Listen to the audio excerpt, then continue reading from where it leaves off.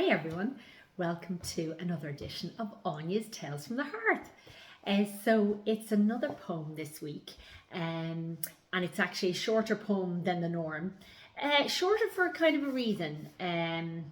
Sometimes, I feel that there's enough said within a small amount of words. It just depends. It depends on the subject matter and what I'm trying to get across. But this one I could have kept going, but it just didn't feel right. It felt right to stop where it was. So do you know what? I'm not going to say too much about it. I'm going to read it. I'm going to, have maybe a little chat afterwards.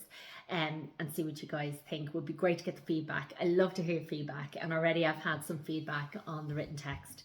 So it'll be interesting to see how you feel about the audio. So I'm going to go ahead and read this. Hope you enjoy it. Fox by name. My grandmother was a fox before she married. Red, bushy hair and a bristling nature. Sharp of tongue and lacking in patience, but oh, how soft her heart.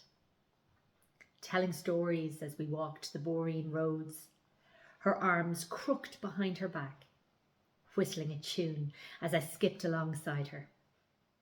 The smell of turf in my nostrils, the rushy grass at my feet.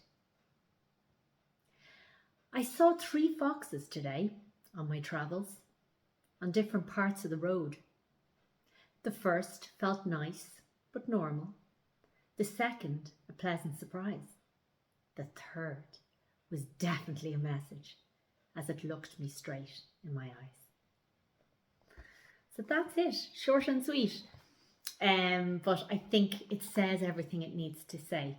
And as somebody said to me, they could very much visualise, my grandmother visualised that woman with the few amount of words. And I loved that, because that's the way I felt about it. And sometimes I don't need to go into too much detail. If the words are right and they're put together in the right way, I think it can give just as good a visual as when I elaborate. So, based on a true story, I genuinely saw 3 foxes all within a short space of time in different parts of the roads on my travels. And, I do believe that animals and all of nature, trees, plants, I believe they all have messages if we are quiet enough, but if we are open enough and willing to listen. So that's where the inspiration for all of this came from. So I hope you enjoyed it, and thank you for joining me. And hopefully I'll see you all again next week. If I don't make next week, it'll be the week after, for more Áine's Tales from the Heart. From me, Áine, and from Cottage. Slán.